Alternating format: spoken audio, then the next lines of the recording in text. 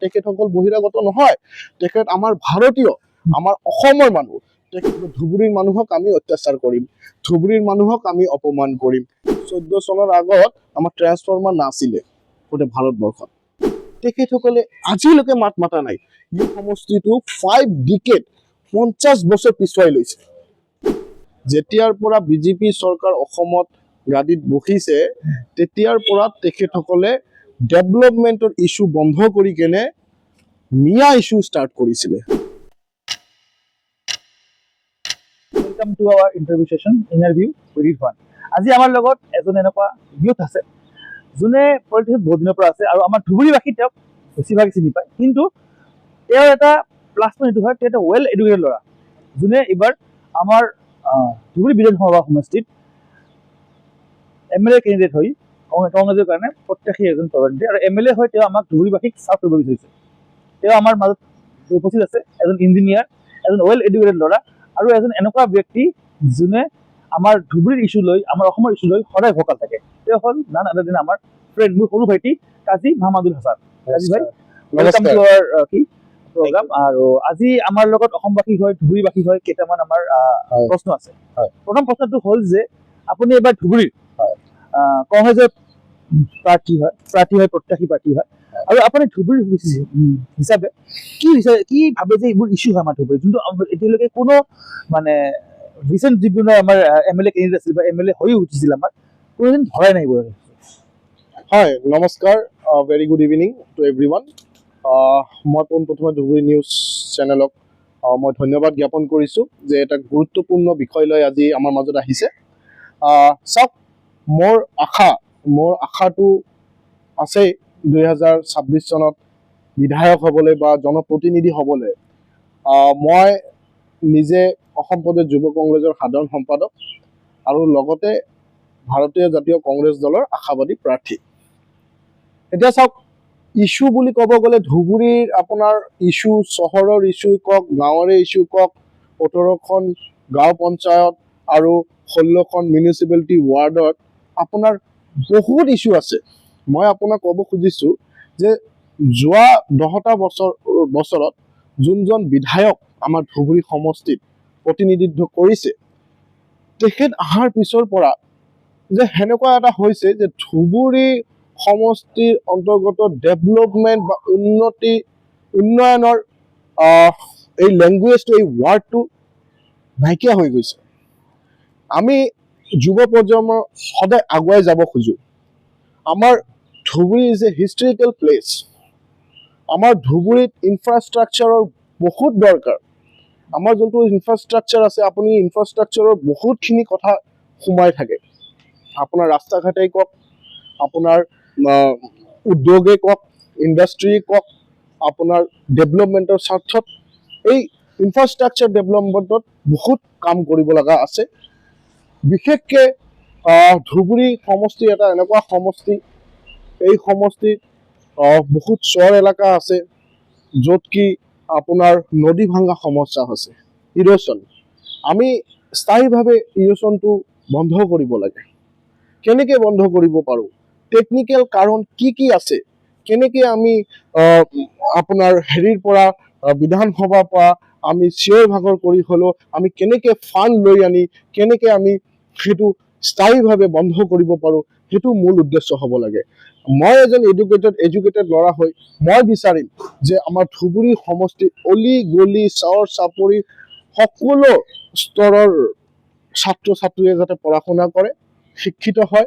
এই পঢ়া শুনাৰ কাৰণে যিমানখিনি সুবিধা কৰিব লাগে, স্কুল কলেজে কওক বা ভিতৰৰ বিদ্যালয়ৰ কথাই কওক, য'ত মানে কেনেকুৱা আপোনাৰ ডেভেলপমেণ্ট কৰিব লাগে, স্কিল ডেভেলপমেণ্টৰ ওপৰত কাম কৰিব লাগিব, আমাৰ চাকৰি বাকৰিৰ ওপৰত চিন্তা কৰিব লাগিব।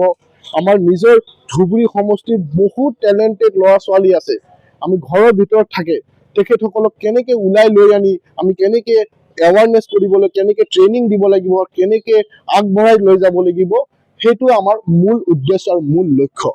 হয়, আপুনি এটা ইঞ্জিনিয়াৰ হয় এজন, আৰু আপুনি, মই জানো আপুনি মাজতে ভাল এটা MNC চাকৰি পাইছিলে। হয়, কিন্তু পিছত আপুনি পলিটিক্সৰ ফালে ঢাল খালে। What inspired you? কি ইনস্পায়াৰ কৰিলে আপোনাক? মানে চাওক, পলিটিক্সটো আৰু লগতে মই 2008 চনৰ পৰা NSUIৰ লগত জড়িত হৈ আছিলোঁ, national student union of India. ছাত্ৰ ৰাজনীতিৰ পৰা যেতিয়া মই আৰম্ভ কৰিছিলোঁ, লাহে লাহে লাহে লাহে মই পঢ়া শুনা কৰিছোঁ, ছাত্ৰ ৰাজনীতিৰ লগত জড়িত হৈ আছিলোঁ, বহুত ধৰণৰ কাম কাজ কৰি থৈ আহিছিলোঁ। 2015 চনত যেতিয়া মোৰ BTech চিভিল ইঞ্জিনিয়াৰিং কমপ্লিট হ'ল, তেতিয়া মই এখন MNC কোম্পানীত চাকৰিও পাইছিলোঁ। 7-8 মাহ চাকৰি কৰাৰ পিছত মই তেতিয়াই অনুভৱ কৰিছিলোঁ যে ধুবুৰীক লৈ কোনে চিন্তা কৰিব, will be the next mare person. ধুবুৰীৰ ডেভেলপমেণ্টৰ স্বাৰ্থত কোন আছে, কেনেকৈ ডেভেলপমেণ্ট কৰিব পাৰিব। আমাৰ ধুবুৰীত কি বস্তু নাই, চব বস্তু আছে, কিন্তু আমি ডেভেলপমেণ্ট কৰাৰ আমাৰ চিন্তাধাৰাটো কম আছিলে, লিডাৰশ্বিপৰ কোৱালিটি কম আছিলে ধুবুৰীত। গতিকে মই সেইবিলাক সকলো বস্তু মই চালি জাৰি চাই মই এটা সিদ্ধান্ত লৈছোঁ, মই চেক্ৰিফাইচ কৰিছোঁ মোৰ লাইফত, যে মই ইঞ্জিনিয়াৰিং পঢ়িছিলোঁ যদিও, মই চাকৰি কৰি আছিলোঁ যদিও, মই সেইবিলাক এতিয়া বন্ধ কৰিব লাগিব। বন্ধ কৰি কেনে মোক ৰাইজৰ ওচৰত যাব লাগিব, ৰাইজৰ সেৱা কৰিব লাগিব। ৰাইজক সেৱা কৰাৰ কাৰণে আপোনাৰ কিমান দূৰ যাব লাগে, যিমান কষ্ট কৰিব লাগে, ইমান কষ্ট কৰিবলৈ মই সাজু আছিলোঁ। গতিকে মই সকলো চেক্ৰিফাইচ কৰি চব বন্ধ কৰি কেনে মই আহি ৰাইজৰ মাজত সোমাই পৰিছোঁ, আৰু ৰাইজৰ স্বাৰ্থত, ৰাইজৰ উন্নয়নৰ স্বাৰ্থত, ৰাইজৰ সুবিধাৰ স্বাৰ্থত মই ধুবুৰী সমষ্টিত অলি গলিয়ে চৰ চাপৰিয়ে মই সোমাইছোঁ। এতিয়া মই ভাবিছোঁ যে ধুবুৰী সমষ্টিৰ ৰাইজ, সকলো স্তৰৰ ৰাইজ মোৰ ওচৰত আশীৰ্বাদ আৰু দোৱা আছে। গতিকে মই আশা কৰিছোঁ যে আগন্তুক দিনত আমি আকৌ সকলোৱে মিলিজুলি একত্ৰিত হৈ কেনে আমি যাতে আগবাঢ়ি যাব পাৰোঁ, আৰু ধুবুৰীৰ উন্নয়নৰ স্বাৰ্থত, ৰাইজৰ সেৱাৰ স্বাৰ্থত আমি যাতে আগবাঢ়ি যাব পাৰোঁ। চ' হোৱাই কংগ্ৰেছ কিয়? Why Congress? It's a very good question. আমি 1885 এই কংগ্ৰেছ দলটো জন্ম হৈছিলে। 1947 চনত ইংৰাজৰ বিৰুদ্ধে হাজাৰ হাজাৰ লাখ লাখ কংগ্ৰেছীয়ে বলিদান দিছিলে। বলিদান দিয়াৰ ফলত শ্বহীদ হৈছিল। শ্বহীদ হোৱাৰ পিছত আমাৰ এই দেশখন স্বাধীন কৰিছিলোঁ।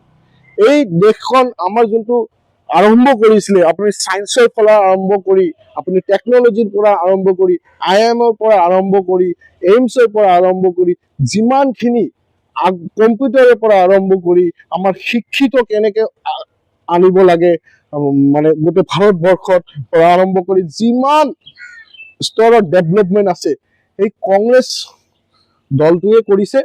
আৰু আই এম প্ৰাউড কংগ্ৰেছী। মই কংগ্ৰেছ কৰি কিনে বহুত প্ৰাউড ফিল কৰোঁ। আশা কৰিছোঁ আগন্তুক 2026 চনত এইবাৰ অসমত শ্ৰী গৌৰৱ গগৈৰ নেতৃত্বত অসমত কংগ্ৰেছ চৰকাৰ হ'ব। কিন্তু আপুনি ধুনীয়াকৈ কংগ্ৰেছৰ কিছুমান এচিভমেণ্টৰ কথা ক'লে, কিন্তু যোনটো আপোনালোকৰ কংগ্ৰেছৰ যোনটো বিৰোধী দল আছে, কৈছে 70 বছৰত কিছু কাম হোৱা নাই। মানে চাওক, এতিয়া মানে গণতন্ত্ৰত চব দলে চব দলক হেৰি কৰিবই। মই সেইটোৰ বিষয়ে মই ক'ব যাওঁ, কংগ্ৰেছে 70 বছৰত কি কৰিছে আৰু কি কৰা নাই। যোনকেইটা বিৰোধী দলে এইখিনি কথা কৈ আছে যে কংগ্ৰেছে 70 বছৰত একো কৰা নাই, সেইকেইটা সন্মানীয় বিৰোধী নেতাসকলে যেতিয়া পঢ়া শুনা কৰিছে, এই কংগ্ৰেছে বনোৱা স্কুলৰ পৰা পঢ়া শুনা কৰি পাছ আউট কৰিছে। আজি তেখেতসকলে শিক্ষা পাইছে কাৰণে আজি তেখেতসকলে ৰাইজৰ ওচৰতে, টেলিভিশ্যনৰ ওচৰত আহি কেনে আজি কথা পাতিব, আমাক সমালোচনা কৰিব পাৰিছে। আমি ভাবোঁ যে যিমান বিৰোধীয়ে আমাক সমালোচনা কৰিব, এইটো আমাৰ আশীৰ্বাদ হিচাপত লৈ লৈছে। হয়, এইটো ধুনীয়া কথা ক'লে আপুনি। কিন্তু এটা কংগ্ৰেছৰ ওপৰত ৰিচেণ্টলি আজিকালি এটা কি উঠিছে, যে মানুহ উঠিছে যে কংগ্ৰেছে আজিকালি ভোট পলাৰাইজ কৰি আছে। কংগ্ৰেছে আজিকালি ভোটৰ যোনটো মানে গণনা কৰি আছে, কংগ্ৰেছে কৰি আছে। সেইটো বিষয়ে কি ক'ব? মই একচুৱেলি আপোনাৰ কথাটো মানে যোনটো পলাৰাইজেশ্যন হয় ভোটৰ, হিন্দু মুছলিম পলাৰাইজেশ্যন হয়, এতিয়া আজিকালি এসময়ত কংগ্ৰেছ চেকুলাৰ কৈছিলে যদিও কংগ্ৰেছে এতিয়া চেকুলাৰ কৈ আছে। কিন্তু আপোনালোকৰ যোনটো অসমত যোনবিলাক বিৰোধী আছে, যেনেকৈ AUDF হওক আপোনালোকৰ আৰু BJP হওক, সিহঁতে কৈ আছে যে আজিৰ দিনত কংগ্ৰেছেই এই চেকুলাৰিজমটো হৈছে, এই পলাৰাইজেশ্যনটো কৰিছে, কংগ্ৰেছৰ কাৰণে পলাৰাইজেশ্যনটো ষ্টাৰ্ট হৈছে। চাওক, ডেমক্ৰেটিক কাণ্ট্ৰি আৰু ডেমক্ৰেটিক পাৰ্টিটোৱে হ'ল কংগ্ৰেছ পাৰ্টি। চ' গতিকে কংগ্ৰেছৰ ওপৰত কোনোবা অভিযোগ আনিব যে আমি ধৰ্ম জাতি লৈ আমি ভেদ ভাৱ কৰোঁ, এইটো একেবাৰে এটা ভুল কথা। এইটো এটা তথ্যবিহীন কথা। কাৰণ কংগ্ৰেছ এনেকুৱা এটা দল য'ত কি 140 কোটি মানুহক মানুহ হিচাপত চায়। কেতিয়াও এখেতক হিন্দু বা এখেতক মুছলিম, এখেতক খ্ৰীষ্টিয়ান হিচাপত কেতিয়াও আমাৰ কংগ্ৰেছ দলে আমাক শিকোৱা নাই আৰু কেতিয়াও নাচায়। চ' গতিকে বিৰোধীয়ে আমাক সমালোচনা কৰিব, বিৰোধী যি মনত আহে সেইটোৱে কৰিব। কিন্তু মই ভাবোঁ প্লাছ গোটেই ভাৰতবৰ্ষৰ ৰাইজে গম পায় কংগ্ৰেছ দল কোনো ধৰণৰ ভেদভাৱ নকৰে, কোনো হিন্দু মুছলিমক নাচায়। কংগ্ৰেছ দল পাব্লিক হিচাপত চায়, ৰাইজ বুলি চায় আৰু ডেভেলপমেণ্টৰ স্বাৰ্থত কংগ্ৰেছ দলে কাম কৰি বিগত দিনত আহিছিলে, এতিয়াও কৰি আছে, আগন্তুক দিনতো কংগ্ৰেছ দলে ডেভেলপমেণ্টৰ স্বাৰ্থত কাম কৰিব। হয়, মোৰ নেক্সট কুৱেশ্যনটো হ'ব যে আপুনি যদি MLA হয়, ধুবুৰী যদি MLA দিন আপুনি ধুবুৰী মানুহে যদি আপোনাৰ MLA বাছি দিছে, তেনেহ'লে সেই সময়ত আপুনি ধুবুৰীৰ কাৰণে কি কৰিব? মানে ফাৰ্ষ্ট প্ৰায়ৰিটি কিবোৰ কাম হ'ব? চাওক, ধুবুৰীত কাম কৰিবলগীয়া বহুত আছে। এতিয়া যোনটো ভেৰি ইম্পৰ্টেণ্ট কাম, আপুনি ভালকে গম পায় যে যোনটো ইৰ'শ্যন, নদী ভাঙা সমস্যাটো হৈ আছে। মানুহে য'ত জন্ম গ্ৰহণ কৰে, নিজৰ ফেমিলিৰ লগত সৰুৰ পৰা ডাঙৰ হয়, সেইখিনি ঘৰ চকুৰ সন্মুখতে নদী ভাঙি কেনে ইৰ'শ্যন হৈ গুচি যায় ব্ৰহ্মপুত্ৰৰ মাজত। তাৰপিছত এইখিনি মানুহে যেতিয়া চৰকাৰে বেলেগ এটা ঠাই দিয়ে থাকিবলৈ, তাত চৰকাৰক সকলো ধৰণৰ সুবিধা দিয়ে, তাত স্কুল দিয়ে, তাত কলেজ দিয়ে, তাত পানীৰ আঁচনি দিয়ে, সকলো বস্তু দিয়ে। তাৰপিছতে যেতিয়া ইলেকশ্যন ওচৰত আহে, তেতিয়া এই বিজেপি চৰকাৰে কি কৰে, এই যোনজন চৰকাৰে এখেতসকলক থাকিব দিছে তাতে, তেখেতসকলক উচ্ছেদ কৰি কেনে, বেআইনীভাৱে উচ্ছেদ কৰি কেনে তেখেতসকলক দেখাব খুজিছে যে তেখেতসকল বহিৰাগত। কিন্তু তেখেতসকল বহিৰাগত নহয়, তেখেত আমাৰ ভাৰতীয়, আমাৰ অসমৰ মানুহ।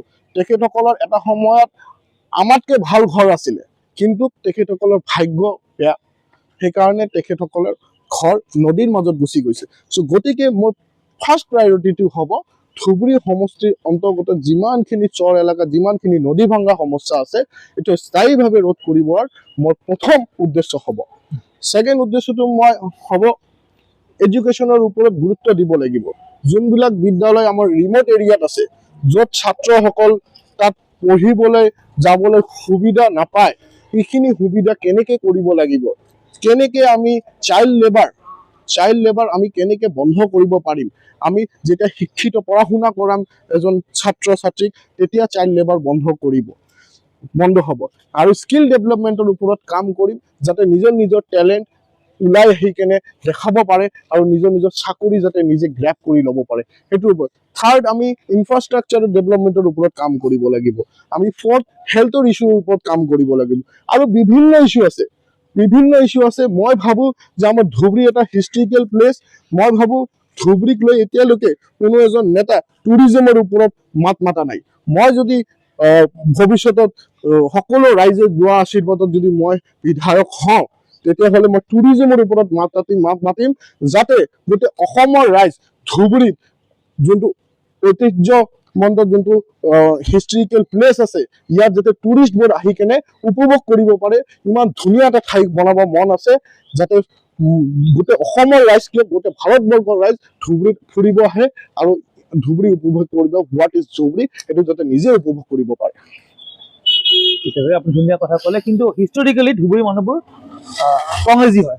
ধুবুৰীত কিন্তু হিষ্টৰিকেলি কংগ্ৰেছী লাষ্ট 10 years বা 12 years পৰা ডিফাৰেঞ্চ হ'ব পাৰে, কিন্তু হিষ্টৰিকেলি কংগ্ৰেছৰ এটা গড় ধুবুৰীত আছে। সেই সময়তো আমাৰ ধুবুৰী এডুকেশ্যন ৱাইজ হওক বা চিভিক চেঞ্চ ৱাইজ হওক বা ইনফেণ্ট মৰ্টেলিটি ৰেট হওক, চব সময় পিছ পৰোৱা। ইভেন কি ৰিচেণ্ট যোনটো চাইল্ড মেৰেজ যোনবিলাক এটা কণ্ট্ৰভাৰ্চি হৈছে, আমাৰ ধুবুৰীৰ আছিল হায়েষ্ট। যেতিয়া নিগেটিভ কিছুমান পেৰামিটাৰ আহে, তেতিয়া ধুবুৰীৰ নামটো আগত আহে। What is the reason? চাওক, ধুবুৰীৰ নামটো আহে কেতিয়াৰ পৰা, আপোনাক সেইটোও মই ক'ব খুজিছোঁ, যেতিয়াৰ পৰা আমাৰ সন্মানীয় মুখ্যমন্ত্ৰী হিমন্ত বিশ্ব শৰ্মা ডাঙৰীয়া গাদীত বহিছে, যেতিয়াৰ পৰা বিজেপি চৰকাৰ অসমত গাদীত বহিছে, তেতিয়াৰ পৰা তেখেতসকলে ডেভেলপমেণ্টৰ ইছ্যু বন্ধ কৰি কেনে মিয়া ইছ্যু ষ্টাৰ্ট কৰিছিলে। ডেভেলপমেণ্টৰ ইছ্যু বন্ধ কৰি কেনে ধুবুৰীক ইনচাল্ট কৰা ইছ্যু ষ্টাৰ্ট কৰিছিলে। ডেভেলপমেণ্টেল ইছ্যু বন্ধ কৰি কেনে সকলো স্তৰৰ মাইনৰিটি মানুহক অপমান কৰা আৰম্ভ কৰিছিলে। আপুনি নিজে চাওক, গোটেই যেতিয়া ইলেকশ্যন ওচৰত আহিব, যি ইলেকশ্যন নকওক কিয়, তেখেতসকলৰ এটাই ইছ্যু থাকিব যে ধুবুৰীৰ মানুহক আমি অত্যাচাৰ কৰিম, ধুবুৰীৰ মানুহক আমি অপমান কৰিম। কিয়? What is the reason behind this? ধুবুৰীটো আমাৰ ফুটবল নহয়তো, আপোনালোকে যেনেকে পাৰে তেনেকে ফুটবলৰ নিচিনা মাৰিব। ধুবুৰীত মই কৈ আছো যে ধুবুৰীক যদি ইনচাল্ট কৰিছে, তেতিয়াহ'লে আমাৰ সন্মানীয় মুখ্যমন্ত্ৰী হিমন্ত বিশ্ব শৰ্মা ডাঙৰীয়া ইনচাল্ট কৰিছে। আৰু আপুনি যোনটো কথা ক'লে যে চাইল্ড মেৰেজৰ পৰা আৰম্ভ কৰি সকলো স্তৰৰ আমি অলপ পিছ পৰি আছিলো বা আমি অভিযোগ দিছে আপুনি, সেইটোৰ বিষয়ে মই ক'ব খুজিছো, আমাৰ এৱাৰনেছ প্ৰগ্ৰাম, আমাৰ ৱাৰ্ডে ৱাৰ্ডে, বুথে বুথে এৱাৰনেছ প্ৰগ্ৰাম আমাক দিব লাগিব, গভৰ্ণমেণ্টৰ ফালৰ পৰা দিব লাগিব। এই গভৰ্ণমেণ্টেতো এইবিলাক একো সুবিধা দিয়াই নাই।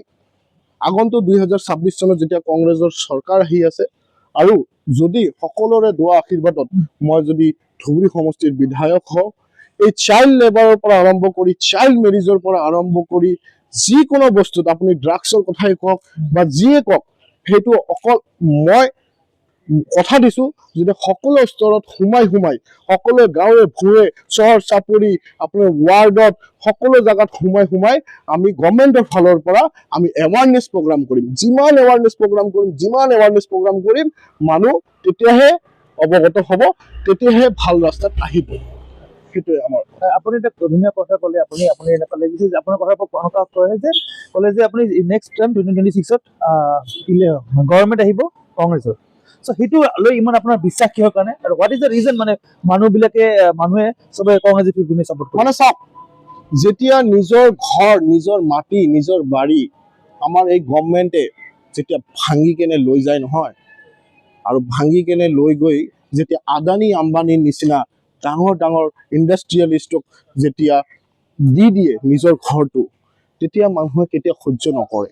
আপুনি কাৰ্বি আংলঙত যাওক, কাৰ্বি আংলং সকলো নিজৰ জেগা গোটেই আদানীক দি দিছে। আপুনি উজনি অসমত যাওক, আপুনি বাগান কেইটা যাওক, আপুনি বাগানৰ মাটিৰ কেইটা চিন্তা কৰক, আপুনি মধ্য অসমত আহক, আপুনি লোৱাৰ আসামত আহক, আপুনি বৰাক ভেলীত যাওক, সকলো স্তৰৰ ৰাইজক, আপুনি হিন্দু মানুহেকে কওক, মুছলমান মানুহেকে কওক, সকলো স্তৰৰ ৰাইজক খালি দুখে দিছে সেই চৰকাৰে। গতিকে আমাৰ অসমৰ ৰাইজে, সকলো স্তৰৰ ৰাইজে সংকল্প লৈছে এইবাৰ যে চিৰজীৱনৰ কাৰণে ডক্টৰ হিমন্ত বিশ্ব শৰ্মা ডাঙৰীয়াক বিদায় দিব, আৰু আগন্তুক দিনত শ্ৰীযুত গৌৰৱ গগৈৰ নেতৃত্বত অসমত কংগ্ৰেছ চৰকাৰ বনাব। কিন্তু এটা প্ৰশ্ন উঠে, এটা মানে আপোনালোকৰ অপজিট আছে, স্পেচিয়েলি ইউডিএফে কৈ আছে যে যেতিয়া মাইনৰিটি এৰিয়াত এভিকশ্যন হয়, তেতিয়া গৌৰৱ গগৈ কেতিয়াও নাহে। স্পেচিয়েলি লোৱাৰ আসামত আমাৰ যেতিয়া ৰিচেণ্ট ছাপৰ্ট হ'ল, গৌৰৱ গগৈ কেতিয়াও নাহে। কাৰণটো হ'ল তেওঁৰ চেহেৰাটো আপাৰ আসামত মানে মাইনৰিটি ফ্লেভাৰ্ড বনাব নোখোজে। চাওক, সেইবিলাক অপজিশ্যনৰ 2 নম্বৰী কথা।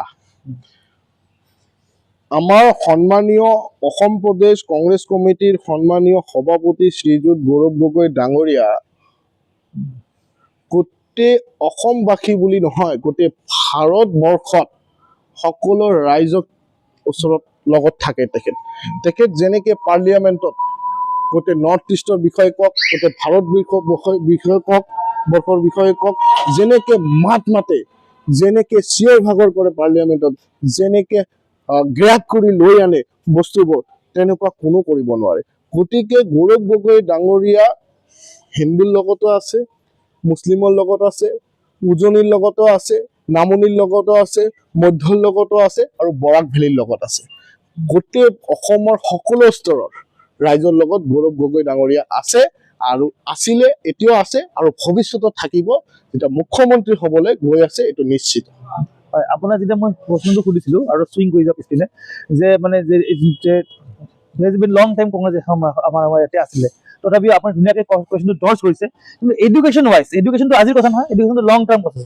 এডুকেশ্যন ৱাইজ আমাৰ ধুবুৰী জিলাটো এজ এ হোল, ধুবুৰী জিলাটো এজ এ হোল, আৰু স্পেচিয়েলি আপোনাৰ কনষ্টিটিউৱেঞ্চি যোনটো মানে ধুবুৰী জিলা কনষ্টিটিউৱেঞ্চি আছে, ইভেন ডিলিমিটেশ্যনৰ পিছতো এইটো এটা লং এটা ভেৰি পিছপৰা, আজিলৈকে পিছপৰা, ফেক্ট।